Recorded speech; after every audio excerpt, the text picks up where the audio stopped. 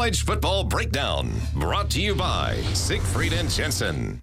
All right, former U Christian Cox, former Cougar David Nixon here to break this one down for us, guys. Cougars haven't scored in the 20s in the first 3 games. Let's start with the quarterback. Can Taysom Hill be successful in this Ty Detmer pro-style offense? There's a lot of work to be had, and it is a combination. When I broke down the tape, the offensive line, he's not getting any time, and there's some miscommunication between Taysom missing open throws, or is it the receivers? It's a real problem with this offense. Yeah, you look back at the film, 42% of BYU's third down conversions yesterday were 3 and outs, or drives were 3 and outs, excuse me. And here we see a play where Taysom just doesn't have time. We talk about it, the offensive line struggling, receivers struggling.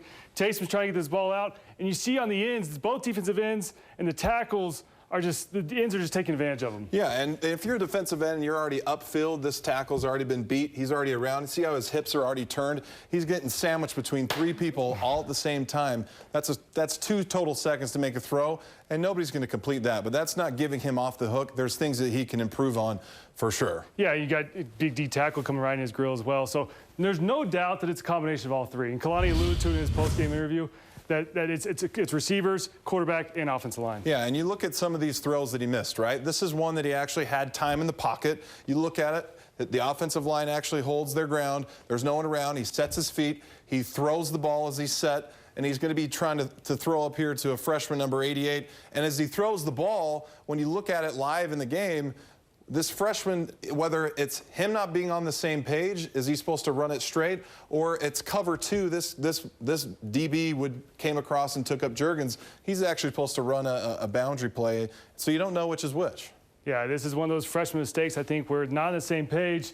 And this is something that Ty Detmer's offense, they're going to have to continue to work the kinks out with this first year. There's no question there's going to be some growing pains. And there's something else that BYU has struggled, whether it was against Arizona or was it against Michigan last year. It's really against press man. And these defenses are really taking advantage of these receivers. And you can see press man, guys on them up top. They're going to run a zone look under here. And it's an easy play to play against a receiver, especially when you don't got speed. Well, you hear that phrase a lot. What is press man? It's when like you said, it's when the corners are up right on the line of scrimmage, and you play zone underneath. Which, when you're playing an athletic team like UCLA, Arizona, Utah, they have the athletes to play this type of defense, and you play a zone underneath. So when you have crossers coming across like tight ends, then the linebackers can just sit there and tee off on these crossers because you've got help on the back end where you got man up. And that's not even your linebacker who's teeing up on that tight end. He's getting hit as he's thrown, and there's just an absolute smack right in the middle.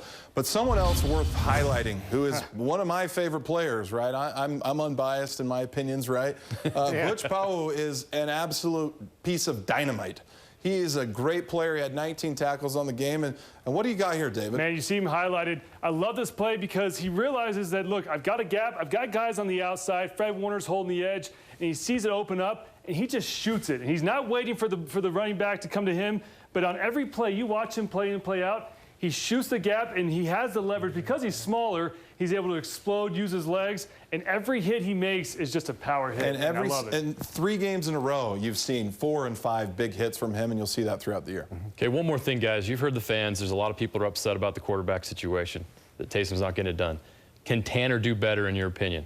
Can a quarterback change make a difference? The offensive line is not given enough time. Tanner couldn't get balls off in time. Okay, 10 seconds. What's the answer for the offense? I think they're just going to have to continue to work the kinks out. They've got to continue to air it out, get some pressure off the running game, because as you know, the running game was non-existent, 25 yards on the night, and so they've got to establish that, but they've got to stretch it further vertically to open up the lower mid-passing range.